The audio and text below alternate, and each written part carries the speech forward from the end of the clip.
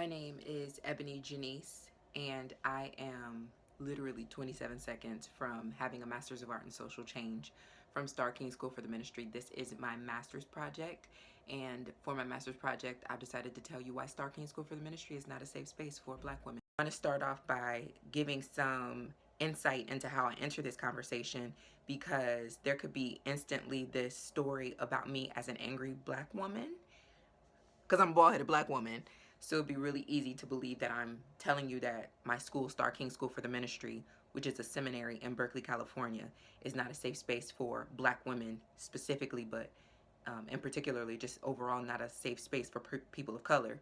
It would be very easy to assume that I'm saying that from this place of angry Black woman instead of saying that from this space of facts. The facts are, I experienced actually a great deal of privilege as a result of my time at Starr King, but not privilege in the way that something was just given to me or handed to me. I worked very hard for all of the things that I am about to share with you. And I'm going to share these things very briefly because I want to get into some teaching and some real understanding about how you could be an institution saying and claiming that you're doing the work to dismantle white supremacy, but ultimately not doing anything to smash the patriarchy, ultimately not doing anything to be involved in intersectional feminism, ultimately not doing anything to be involved in actually dismantling the systems and structures that enable and continue to allow white people, particularly cis, hetero, white persons, to benefit from white supremacy, and also not doing anything to dismantle the systems that have impacted our minds, where there are persons of color even within these institutions carrying out the types of harmful behaviors that impact Black women specifically and people of color. So a little bit about me. I graduated in 2015 with a bachelor's in cultural anthropology and political science, and decided that I wanted to go to seminary. So I literally Google searched the words seminary, low res, masters, Black power. This is a true story. This is on record from the moment that I started school. And this is in like literally my essays to enter this institution. This is on record and likely recorded somewhere from my first day on campus. This is a story that is on record. It's archived at this point because I asked them to take me off of their website at this point. But this is on record on the website that I have told the story time and time again from the very beginning of my experience, before I realized that this was not a safe space for me, that I Google searched the words seminary, low res, masters, Black power, and that is how I found this school. That is a critical part of this story, because for me to find this school using those search terms means that I was being very intentional about where I was going to school. I was living in Atlanta, Georgia at the time, and I didn't necessarily want to leave Atlanta, which is why I was looking for a low res master's program. And the fact that I found this school, I could have went to Emory, I could have went to Candler School of Theology, I could have went probably to any school of theology that I decided to go to, not just because my degree or my experience or the work that I have been doing, but because of all of these things combined. My grades were excellent. I graduated from my last degree program, magna cum laude. That ain't even a slight cap. That's just the reality of the situation. So I was well equipped pretty much to go anywhere I wanted to go to school. I sought out this program because I wanted to go to school in a safe space. I wanted to go to school. I wanted to imagine that there was really a place that I could go and I could do multi-religious work, and also deal with like structural racism and systematic racism, and actually smash the patriarchy and actually do work to dismantle, strongholds within the world, but particularly within my own community, that had kept Black people, particularly Black women, from being able to thrive. Obviously, I thought I found that in Starr King. It had a Black woman president. There were beautiful Black people on the website and pictures. I came across this program that I thought it was not even real. This can't be real. This has to be like a cute little certificate. I'm gonna pay thousands of dollars and get this cute little certificate for this master's in social change. and with an emphasis on religious and spiritual leadership. There's no way that this could be real. That's what I'm thinking. But it was real. I chose that school. It literally quickly became my #1 choice. And that's where I ended up going to grad school. I ended up attending Starr King School for the Ministry in Berkeley, California, to pursue my Master's of Art in Social Change. And I did my first semester low res, meaning I was still living in Atlanta and I was just taking all my classes online. But in order to experience the full benefit of being a part of this institution, knowing that I would have more access to money, resources, opportunities, get to know people better, do better networking, community engagement and building, because this eco model, or educating to counter oppression, which I'll get back to later, was a part of this institution setup that is built into their curriculum, is that you have to participate in this learning, this eco model, which again, like I said, is educating to counter oppression. And it's this idea of learning in community, this idea that we learn better together, and this idea that we dismantle systems better when we do that work together. My second semester, I decide to move myself to Berkeley, California, which, coming from Atlanta, Georgia, paying, you know, maximum like I think my rent at the time was like $760, to Berkeley, California, paying $900 a month for a room. Obviously, it was a drastic culture change. I was sick when I first got there because of the climate change. But I knew that I needed to be there because I knew that I could cross-register at UC Berkeley, and I wanted to have access to that, just trying to do the work in advance to prepare for my PhD program. And instantly, I realized that I had made a really unfortunate choice attending Starr King School for the Ministry. That it instantly was not a safe space for me, and that it instantly revealed itself to not actually be doing work to dismantle white supremacy. In fact, the actual person of the building, like the actual building itself, is an homage to whiteness. And there is no actual space within this institution to date that you would walk into it and feel like, oh, there are Black people here, there are people of color here, there is a space that is welcome for my own cultural differences here. There just is that just didn't exist from the moment that I walked into that building that first semester. That just did not exist for me.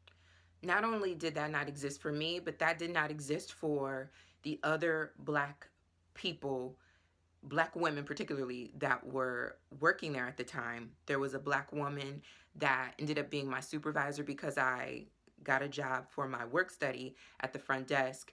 There was a Black woman who was the assistant to the president, who, remember, is a Black woman. And there was, so I will list her. The president is a Black woman. And then there was a Black woman who was the registrar at the time when I first got to Starr King School for the Ministry. So for my first and second semester, this is the number of Black women that were there. There also was a Black gender nonconforming person that worked there in the registrar's office.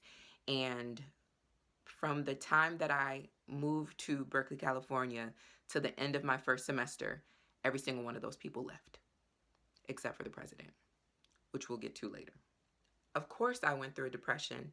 I felt very sad that the only spaces of like respite for me, like rest, like I knew that when I saw my supervisor, who was the administrative assistant, the office manager and the administrative assistant for one of the deans, I knew that when I saw her, that there was going to be somebody that actually saw me. Not just like her eyeballs, she saw me, but actually saw me. I knew that when I saw the registrar, there was going to be somebody that saw me. I knew that when I saw the registrar's assistant, there was going to be somebody that saw me. And the president's assistant left so early in my time there, but even she, in the couple of weeks that I was living in Berkeley, California, and she was still there, saw me. I did not feel seen for the rest of my time in this institution. Remember, I'm only in my second semester at this point. So I got scholarships once I got to Starr King. I got grant money. I got this teaching fellowship where I ended up teaching an introduction to the African spirit religions in Beyonce's Lemonade. And I got Nobody gave these things to me. I did the work. But I want to point all these things out because I want to say this isn't coming from somebody who, oh, y'all didn't give me no money, or oh, y'all didn't help me, or oh, I had this experience where now I'm being bitter. No, I actually had a lot of privilege. I had a lot of just my ability to be there, period. For me to be able to say, I can't afford this rent, where the money at? To literally on more than one day go down the main hallway from office to office and ask everybody. Literally, it didn't matter. Even the communications director, if he's still there, will affirm that literally I walked down the hallway one day and asked every single person in every single office, where is the money? Even people that didn't have anything to do with the money, where is the money? So I really am thinking that for you, the viewer of this, that's important for you to know that I worked very hard for everything that I got, but I had a lot of benefits and I had a lot of privilege as for me being able to be there and be in that space and do the work that I was able to create. And none of that was given to me. I definitely worked very hard for it. And even that is a thing that I need to touch on for a second as it pertains to this not being a safe space for Black women. When you understand that I literally was working my behind off to be able to live there, to be able to afford to live there, to get through the fact that the drastic climate change was ultimately making me sick, on top of the fact that I was depressed because it was just me, on top of the fact that I was experiencing every single time I walked into the building, every single time I walked into that building, I experienced some type of microaggression. And I don't actually believe in microaggressions because I just believe that they're aggressions. I experienced some type of aggression every single time I walked into that building, from the first day to the last time I walked into that building. Every single time I experienced an aggression. So that, on top of the fact that I'm out here trying to figure out how to pay $13.80 a month rent once I moved from my first apartment into my next apartment because I had to move. Every single time I walked into that building, I experienced some type of aggression, and the impact that had on my body, the impact that had on my joy, the impact that had on my health was very obvious. I have already created a whole video set of videos around different justice issues. And these videos I did as a part of some work from 2 semesters ago, which is now, this is my very last semester before I graduate with my master's degree in just a few days, as a matter of fact. But I did a whole set of videos. I talked about, this idea of the race card. I talked very specifically about microaggressions, and every single one of the microaggressions that I listed in that video are microaggressions that I experienced within this institution. And so I was just replaying my own personal experiences, and that is at least a 3 or 4 minute video. So I will share that as a part of this communication as well.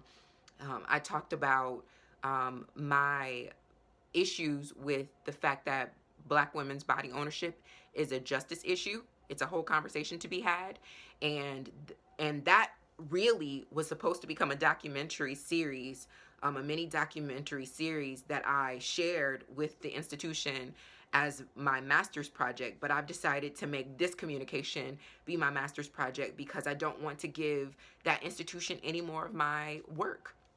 Even though this is a lot of work, this is a lot of emotional labor, this is a lot of work for me to recount this is a lot of work for me to have to tell you this story, this is a lot of work for me to have to film this is a lot of work for me to have to edit this is a lot of work for me to have to share this, still doing all of this work for an institution whose mission statement says that it is committed to dismantling white supremacy. I'm not making that up. That is verbatim. In its mission statement, it says that it is committed to dismantling white supremacy. And remember, I'm doing all this work for an institution that I Google searched the words seminary, low res, masters, Black power.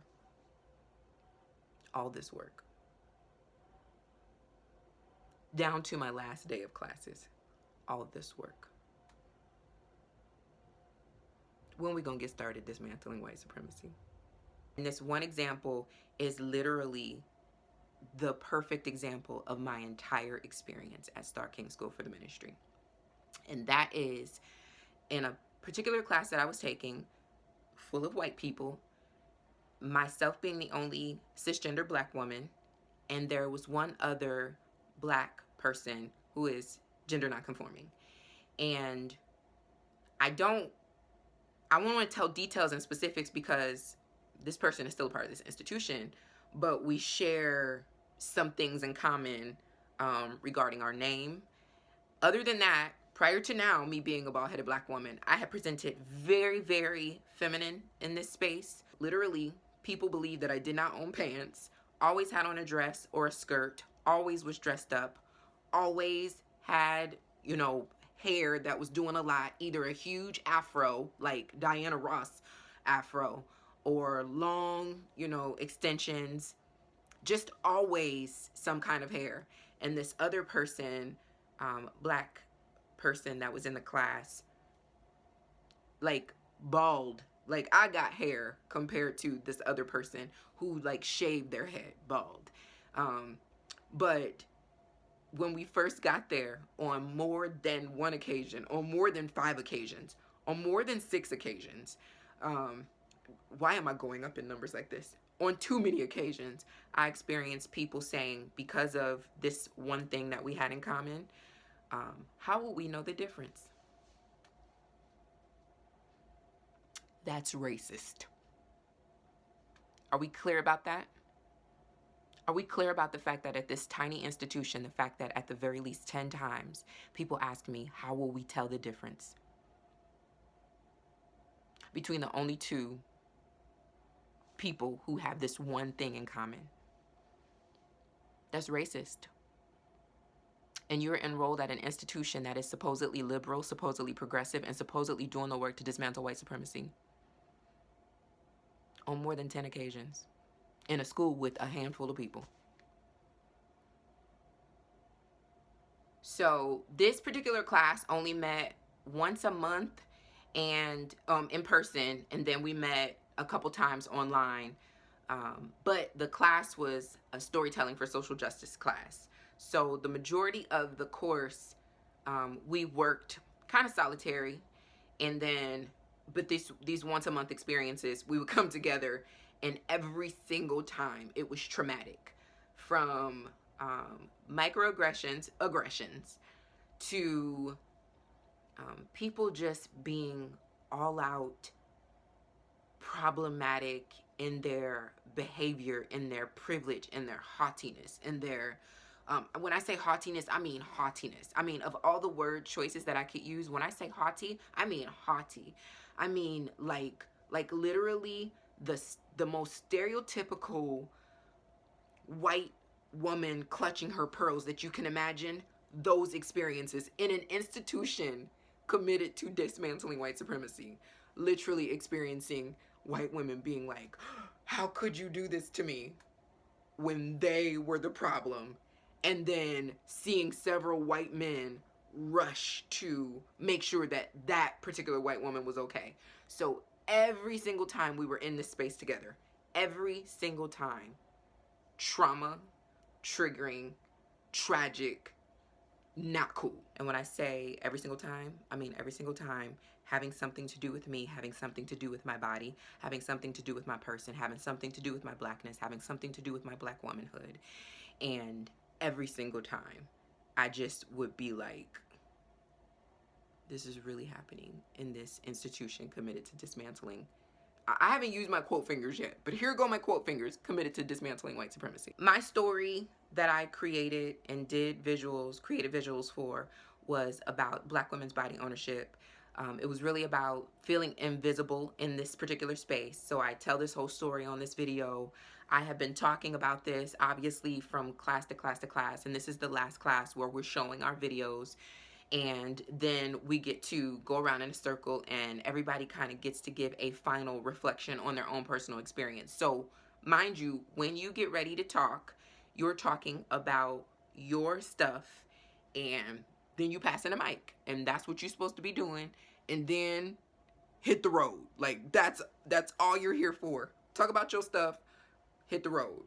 I had been not feeling well, and additionally I was in the process of kind of breaking up with this person that I had been in a relationship with. That's important to this story because the way that I was sitting was kind of turned a little bit the entire class, and I had my leg crossed, and my phone was sitting on my thigh the entire class. And even as I did my reflection, we've gone around the circle. After me, there are only two people left.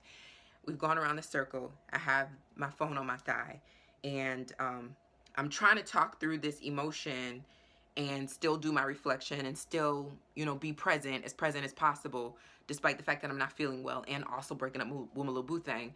And I finish my piece and I kind of sit back a little bit, but I'm still sitting the way that I've been sitting for at the very least an hour.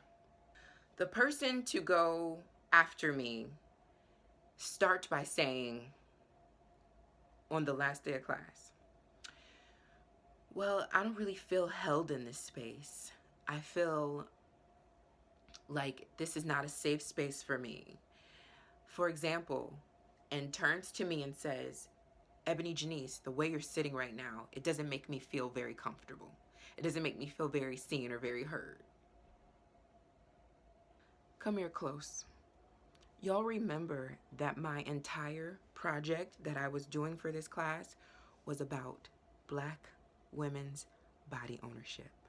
So for an entire semester, I have been talking about the aggressions against Black women's bodies, and this person says to me, with 2 hours left in this whole class, says to me, I don't like what you're doing with your body. It's making me feel uncomfortable. I gotta stop making these faces in this camera for y'all think I'm an angry Black woman instead of just an expressive Black woman. But even that is a perfect example of not being able to own my own body, because what Black women's faces, or like the tone of our voice, which tends to have a heavier intonation, heavier timbre, like there is this assumption that Black women are angry. I'm not angry. I mean, I have the right to be mad as hell based on all the unfortunate experiences that I had, but I didn't just have these unfortunate experiences. I paid lots of money, thousands and thousands of dollars, to be at this institution that was supposed to be a safe space for me.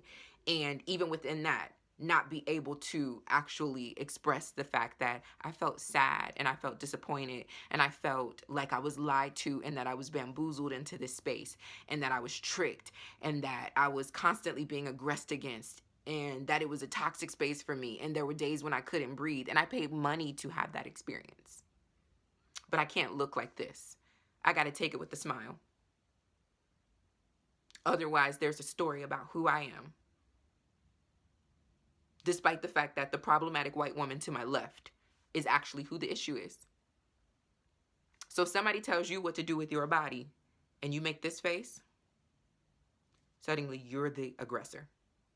Understand that, because that's what happened at Starr School for the Ministry to me on a consistent basis. Somebody else aggressed against me. I usually didn't even turn up. I usually would just have to process it with my face, grab my joy back out the air, and go on about my business. But here we are. So I actually was very gracious, and there's a classroom full of people that will confirm this is the case.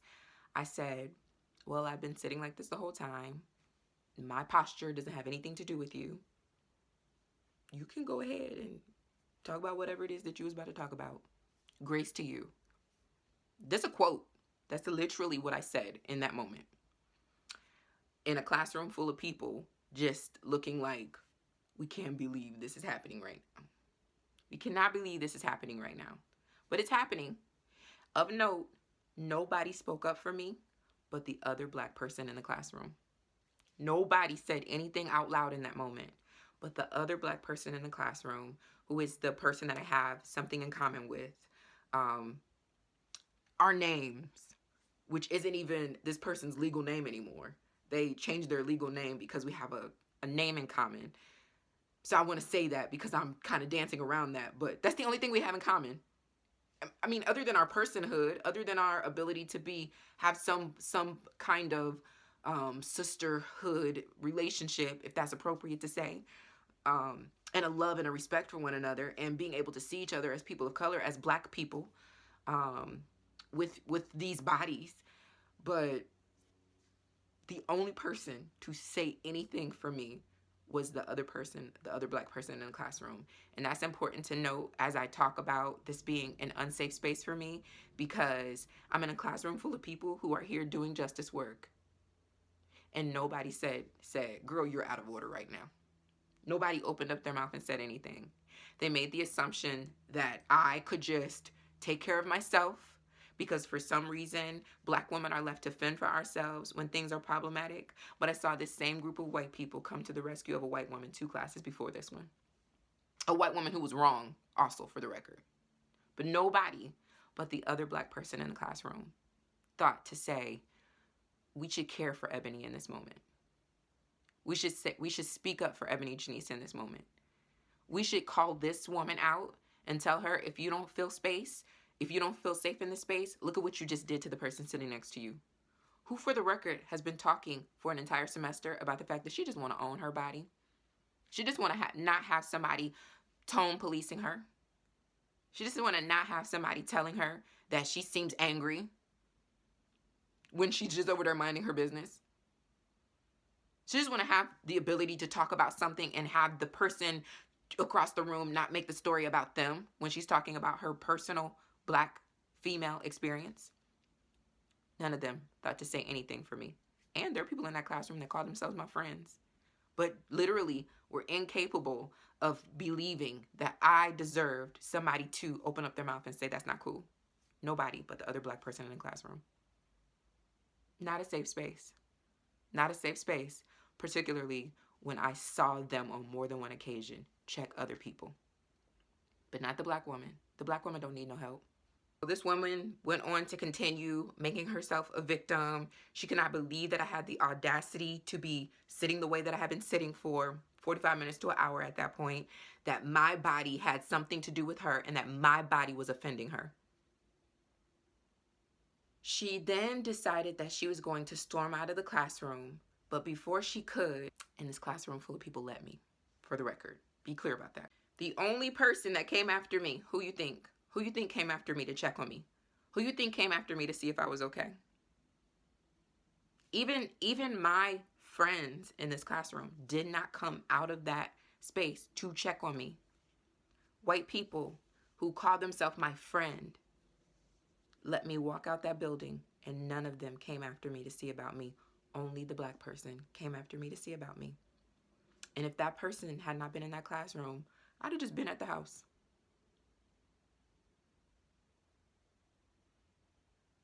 I'm telling this one story, but this is not the only, this is not an isolated story. I'm just telling you this one story because it's just the most outlandish. I'm minding my business. I spent an entire semester talking about being able to own my body, and the person to my left decided that she had been harmed because of the way I was sitting. Because how dare my body not be doing what she wants my body to be doing? Because this is not my body. Let me tell you something. I am a part of the body of Christ, but this is not Christ's body. So this body was not broken for you. This is my body. That was not acceptable to her. How embarrassing for me to have, as a grown woman, a 30-plus-year-old woman at the time, have somebody tell me publicly, I don't like what you're doing. You're making me feel uncomfortable. When I have been sitting that same way for about 45 minutes and literally didn't have no eye in my heart towards this woman. But my body has something to do with her. The other black person that came out of the room to check on me happens to be a Zen master and was able to help me very quickly find a piece of peace. I did take a break still. I went to my apartment, which was just 2 doors over, away from the school, and got myself together, played with my little puppy for a minute, and I decided that I was going to go back because I'm paying a lot of money to be here. So for me to be missing out on my education when I didn't do anything wrong, that is just not fair and that's not right. So I went back to the classroom, and I also decided that this is a great learning moment and I'm very capable of doing that with grace. So during a break, I said to this woman who was, remember she was pretending like she was about to leave, but hadn't left. I said, can I talk to you for a second? So we go outside and I say, I just wanted to say that I felt very hurt by you calling me out, despite the fact that I had just gotten done talking an entire semester about Black women's body ownership as a justice issue. And as someone who is supposedly on this spiritual journey towards using, spirit, using your own personal experiences as a way to heal, as a way to bring love and light to this planet, I'm confused about why you would feel like it would be okay for you to really attack my person. And do you know, with this educated white woman who has a vast handle on vocabulary and intellectual capacity to say many things in response to what I just said to her. Do you know what she said to me? Do you know what she said to me? You know what she said to me. I just feel like you're being very angry and aggressive right now, and I can't have this conversation with you. Yep. Your girl aggresses against me, calls me out publicly for what I'm doing with my body that has nothing at all to do with her, and then calls me angry and aggressive, which is so lazy. It's so lazy. I know you have better words than that, white people, when y'all toss that one out. You just seem very angry. You're being very aggressive. I know y'all have better language than that. I know you do. I've heard you talk. I know you have better language than that. But I seem very angry and aggressive because I've not done this to you publicly the way you did me. And I should have, because my mother, when I was growing up, my mother used to say, where you show out is where I show out. I should have publicly called you out on this. But I didn't. I pull you to the side and I say, and this is not my side, her side, and a third side. This is what happened. I said it just like this. I feel very hurt. Just as gentle. And this woman said, I can't talk to you right now because you seem very angry and aggressive. I think about the poem by Laurence Dunbar that talks about the mask that we wear. And I'm not capable of a mask. I'm not capable of wearing a mask. It's 2015 when I started this school. It's 2018 as I tell this story. And if I am not a citizen, if I am not American, if I am not a person, if I'm not human, if I'm not a woman yet, what are we doing? What are we doing, particularly at an institution supposedly dismantling white supremacy? What are we doing when, after this whole debacle, y'all do nothing? There is nothing to correct what happened to me publicly. She sent me a tired email apology that has an intellectual understanding of what happened, never publicly addresses the whole class, never actually addresses that she really gets it. And her apology is almost verbatim a discussion that I had, sobbing that I had the following school day with an administrator. So her apology feels like the administrator called her out on it, and she just duplicated that language. There was no, I'm actually sorry for what I did to you. That never came. And even when I replied to her with so much intellectual labor, very goddamn graciously, nobody's paying me to be the diversity specialist at this institution. Nobody's paying me. I'm paying to be here, teaching y'all every single class. I'm in a class about Black women, womanism, and the earth. And there are still white women in this class trying to make this about them. You took a class, a womanism class, about earth justice as it relates to Black women in the diaspora. And for some reason, you still want this to be about you.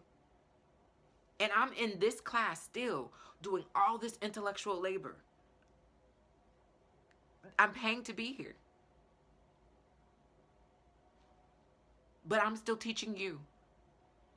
And nobody ever publicly acknowledged to the rest of those students why this was wrong, why she was wrong, how I was wronged, and why they were wrong. Because the class before, when several white men rushed over to this white woman to make sure that she was okay, nobody ever did that to me. Not one student came up to me after that class and said, other than the black person, came up to me after that class and said, I'm sorry that happened to you. I'm sorry that I did not take up for you. I'm sorry that I didn't see you as needing someone to call out this problematic behavior. And I'm sorry that I actually have let that happen every single time we've been in this building. So much of my own work as an educator, as an activist, as a womanist, as a hip-hop womanist in particular, is from the teachings of women before me, black women before me who have done this work. And so I take no credit, to the point that I even want to quote, well, I doubt Sojourner Truth actually said this, because she was an educated black woman with a great handle on the English language. So she likely never said the words, ain't I a woman? But the idea, comes from the work that she was doing, really was calling into question, like, wait a minute, black men, what y'all doing? White women, what y'all doing? Like, ain't I a woman? So I get that. And so a lot of my work really does come from this place of like, ain't I a woman? Ain't I a woman yet? Ain't I a woman too? Will I ever get to be a woman? Will I ever get to enjoy the benefits of what womanhood makes available for white women? Will I ever get to enjoy the spoils of what femininity supposedly allows me? Will I ever get to be in an institution both centering, doing justice work around white supremacy, global white supremacy, or otherwise? Because I'm very clear that there's nothing unique about my experience as a black woman in an institution of higher learning. It's so many of my cohorts, colleagues, other, even just particularly within seminary, that are experiencing these same stories. I'm calling out Starr King specifically because y'all got the words dismantling white supremacy. And I can speak American Standard English. I'm saying y'all got, because that's just my soul's language right now. This is just my soul's language to be able to speak in this particular vernacular, to say y'all got dismantling white supremacy in your mission statement. And this is probably the most unhealthy relationship that I've experienced with toxic whiteness in my life. And I'm from Sandusky, Ohio, which is as white as it can get. Or in my childhood, as white as it can get. And y'all got the record. Y'all have the record. Y'all take the record of one of the most toxic spaces for my blackness and my black womanhood in my life. I believe I was 33 when I started at Starr King School for the Ministry. 33 years on the planet in Berkeley, California, at a so-called liberal progressive institution with the words dismantling white supremacy in its mission statement, was the most toxic white space I've ever been in my entire life. It's not an exaggeration. I have no need for that. Remember, I started by telling you that I don't have a story that, oh, I'm bitter. I didn't get the scholarship. I didn't get the fellowship. I didn't get the support financially. No, I worked very hard. There was no way to deny my fellowship as an incredible proposal. There was no way to deny my applications for grant monies, both within the institution and within, the system of the Graduate Theological Union that my school was in. There's no way to deny that. I worked hard for that. It would have been actually insanity And I don't use that lightly because I understand that that language could be ableist, but actually insanity to not equip me with certain tools. So this is not from a bitter or angry Black woman, even though Black women be having stuff to be angry about. So why? Why is that like this extra adjective thrown in front of Black woman? No, we can be angry. That is an emotion that is available for Black women. But also, we have reason to be angry in many instances. But this isn't even from that perspective. This is not from some story that can be made up about me. There's no leading that can be done to talk about, there's no narrative that can be created about me. I did darn good work. I did incredible amounts of work. I had other students on several occasions asking me, how are you doing this? How are you making all this happen? How are you creating these programs? How are you writing these papers? How are you a part of these conferences? And still maintaining the kinds of grades that you're maintaining and cross-registered at UC Berkeley. How are you doing this? And working an actual job and owning businesses. How are you doing all this? I did incredible work at Starr King School for the Ministry. It's not from a bitter place. This is from somebody telling you my experience at Starr King School for the Ministry. Every time I walked in that building, a heavy burden sat on my chest. And I have gone on too long at this point in this conversation to share my very raw emotions, to share my experience, to share my disappointment, to share what I hope will be able to serve as an intimate discussion about how every student, even those of you who considered yourself friendly towards me or my friend, every single one, and very few of the every single one ever came back to me and corrected themselves. Very few. From the time a white woman asked the only Black woman, me, a domestic labor, several occasions, but this one particular instance, white woman asked the only Black woman in the entire building a domestic labor question. Why would you pass several people to come ask me that? The only person to ever come back to me in my DMs and say, my direct messages, my private messages on Facebook, and apologize and then apologize appropriately, not ask me to do that emotional labor with her. Just acknowledge, this is where I harmed you. I see it very clearly. If you're ever available for the conversation, I want that. If you're not available, I certainly understand. It's not your job to make me feel better about this harm that I caused. One of the most unfortunate and difficult parts of telling this story publicly is that the president of Starr King School for the Ministry is a Black woman. So as somebody who is always about the business of protecting Black womanhood at all costs, it hurts me to say publicly that the president of Starr King School for the Ministry, who is a Black woman, has actually been very complicit in this behavior, in making this environment not safe for Black women. How outlandish is that? I want to make excuses for her and say that as a Black woman within this very white space, that she has been using these tools to feel safe for herself, right? Like cis heteropatriarchal white supremacy would dictate that the only Black woman to make it to this level within this institution, within this particular denomination, that has to be hard. It has to have been hard for her to get here. She has to have experienced her own spaces of erasure and silencing and aggressions. I'm certain of it. But that doesn't excuse the fact that she has not used her position and her power to make it a safe space for Black women.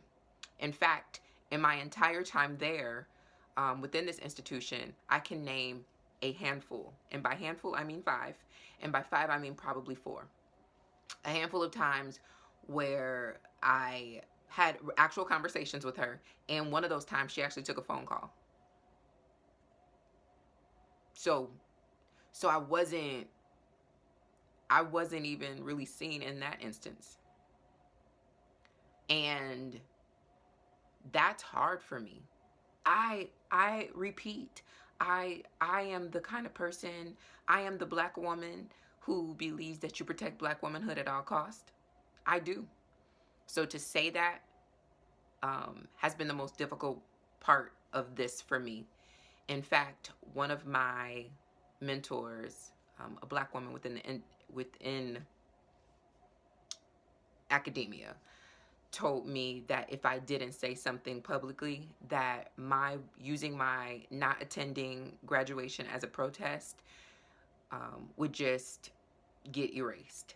And it would ultimately be that Zora Neale Hurston quote where she says, um, they'll kill you and say you loved it.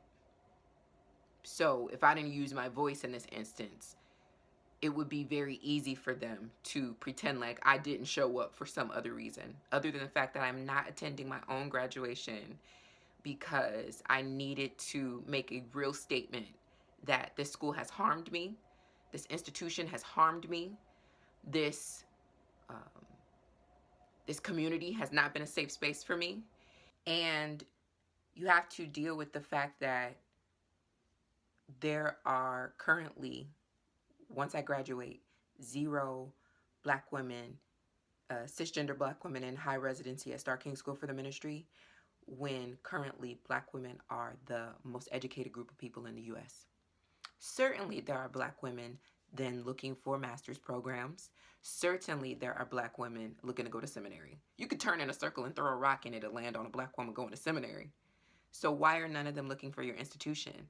That is further proof that you have made no effort to make this a space that black women would be interested in, number one, and number two, make this a space that black women could actually matriculate, like that they could retain, that you could retain them, that you could keep them here because there is something here for them. Because I told the administrators about a year and a half into my program that if it was not for my teaching fellowship, the Hilda Mason Teaching Fellowship, I wouldn't return. I would have just moved back to Atlanta. But I wanted to teach my class. That was very important to me. That makes a major difference for me pursuing further education, and it would have set me back to have to leave.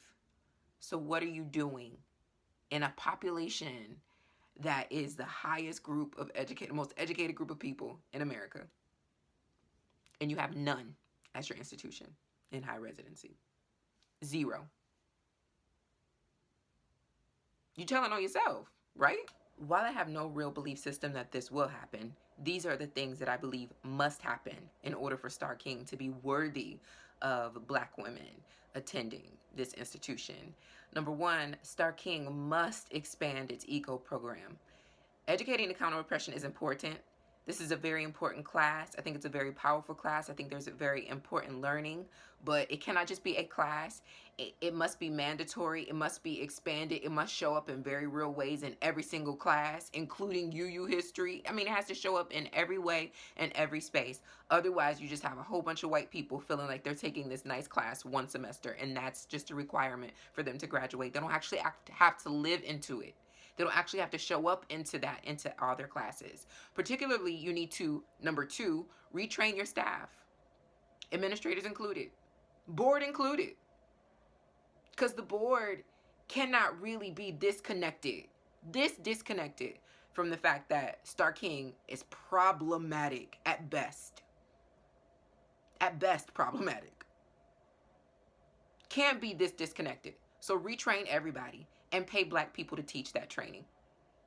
Don't bring in no well-to-do white people to teach this training unless they're coming in to do the collect your cousins class, where white people tell other white people how to get each other together. Because there should have been some kind of training for the white people in my class that were there so-called in this institution to dismantle white supremacy, that should have known that they should have collected their cousin, that woman that sat next to me and told me what to do with my body and that my body was bothering her. So unless you're bringing in a trained white person that teaches a collect your cousins course, pay black people, pay persons of color to come in and retrain everybody. Every single body. Next, I believe that Starr King should give persons of color their money back. I cannot speak on behalf of everybody else. I can't speak on behalf of all the rest of the black women in high res, all the rest of the black women that are full-time at your institution, because I've spoken to all of them. Every single one of them. And every single one of them have been harmed. Several of them gave me permission to not, to say their names, but I won't, because I don't want to exclude the ones that asked me to not say their names. But all of them have been harmed.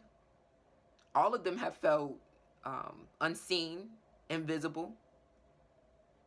And all of them have acknowledged the fact that the only joy that they were able to find in being seen was in what we created with each other.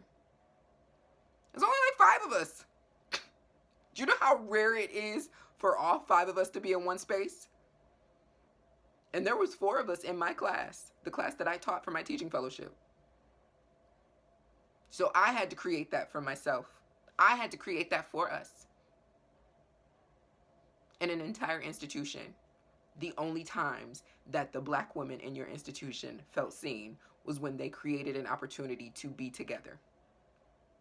It should not be. That should not be. So my next demand, if you will, is intentionally recruit black women. And don't tell me anything about not having the money. Y'all got money. Y'all got money for everything else. Find money to bring black women to your institution, but only after you've retrained everybody. And anybody who's unwilling to get on board with what you've retrained, let them go. They don't need to be there. They're bringing you down. And when I say give black people, when I say give people of color their money back, I would say for myself personally, give me my money back. I came there and I paid money to be harmed, and I paid money to teach, and I paid money to preach, and I paid money to constantly be snatching people up when they were doing wrong. I paid money to do that intellectual and that emotional labor. Give me my money back. Again, I don't have an actual belief system that you will, but calling this out publicly is ultimately my way of saying you owe black women something. You owe black women something. You certainly owe me something. Because up until a month and a half ago, you're still trying to use me as and my work to benefit you. I'm at a program that has nothing at all to do with Starr King School for the Ministry. We have not spoken. You know that we're not on good terms, and somebody tweets that a student of Starr King is. No, you don't get to use my work. You put me on a banner attempting to use my body as a form of marketing when you know that when I leave there will be no more. No. No. Compensate. Compensate me. That actually isn't the purpose of this video. So I don't want anybody to get to the end of this and be like, oh, she's trying to get her money back. I'm okay. I'm going to be okay. But don't you think that ethically, like ethics is that if somebody has done labor for you and over and over and over again been harmed, you should probably compensate them in some way? Compensate me. But if you will not do that, create money, create scholarships, create grant money. Force people to name Hilda Mason by name. Stop calling it a teaching fellowship. Stop saying, I got this teaching fellowship. No. Say Hilda Mason's name, a black woman. Stop erasing black people. Stop erasing black women. Stop invisibilizing black women. Stop making it a space that is impossible for black women to be there. Stop participating in global white supremacy with your attitude and your ideas about how people should behave. Because the Afro-Latina that was fired in January, who had been doing great work, y'all created an environment for her that was toxic. I experienced it. I saw it with my eyes. I heard it with my ears. If she had decided to sue y'all when y'all behaved that way, I would have testified on her behalf, despite the fact that I did not know that woman from Adam's cat. Stop making Starr King a space that is toxic for Black people. My grad school advisor is a white woman, actually from Italy. Her name is Dr. Gabriella Latini. And I felt very supported by her. And then she went on sabbatical my last semester. And there is an instructor, her name is Megan Dowdell, who at the very least heard me. I know that for sure. And I want to call these two people out, both because I feel like you should spend like an hour talking about all these wrong things and then not at the very least acknowledge the people who got it or tried to get it, particularly because both of them are white women. But I also want to call them out as my witness that I have spent an entire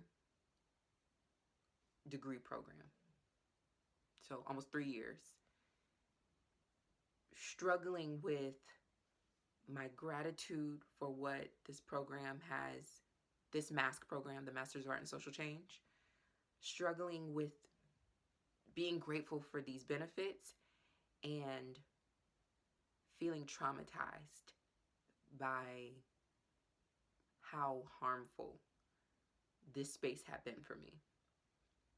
From the very beginning to the very end, I have cried, like sobbed, at least one advisee session a semester, at least one, since I got to Starr King School for the Ministry.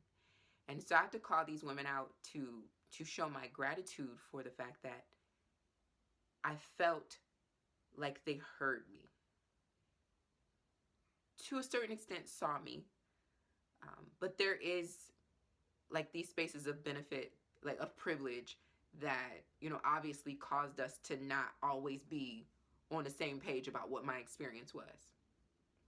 So heard me, listened to me, created a space for me to be able to say, this hurts, this is difficult, I'm struggling with this.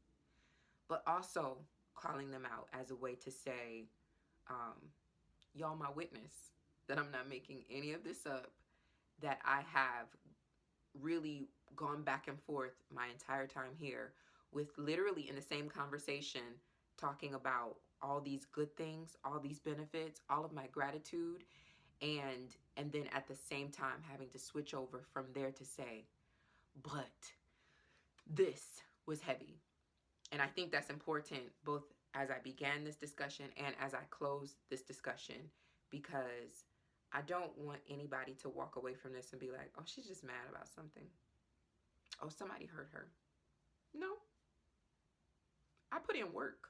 I got work done. This degree program has established so much for me.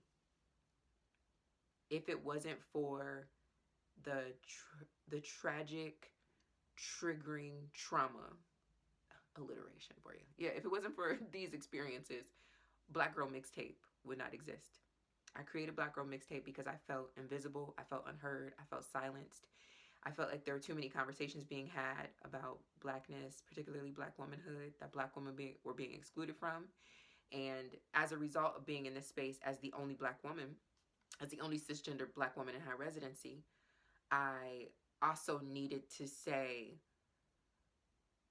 we are here. We have so much to contribute. And if nobody else is going to celebrate us in our work, at the very least, we have to celebrate us in our work. And so Black Girl Mixtape is a multi-platform, multi-city lecture series that I created to amplify and celebrate the voices of Black women as authority. And if it were not for my experience at Starr King, the unfortunate experiences that I've had at Starr King, this wouldn't exist. So I want to close by thanking you, which sounds, probably confusing, but I want to close by thanking Starr King for this experience and for this opportunity to dig deeper into what my actual work is and who my work is for, and why my work exists. Because there are too many institutions taking Black women's money to learn, but really to come there to teach and to have to endure the kinds of unfortunate experiences that I had as a Black woman, as the only cisgender Black woman in high residency within this institution. And so thank you for that. I mean that. But also still get that that's problematic, that I need to thank you for pushing me into work that is about centering people who you should see. Because how are you doing eco work? How are you learning in community when there are no cisgender Black women enrolled in your high residency at this time? How? Before I go, I want to say one more thing. You could just take that Black Lives Matter sign down off your building, and you could just take dismantling white supremacy out of your mission statement, and everything would be okay. You could just be a regular institution. I don't know if I said that earlier, but I'm at the end of this recording, and I want to make sure I said that. Just take the sign down, take the words out, and just be a regular, schmegular white institution. That way, when people come there, they know they pretty much showing up to deal with the bull crap instead of being duped into dealing with the bull crap.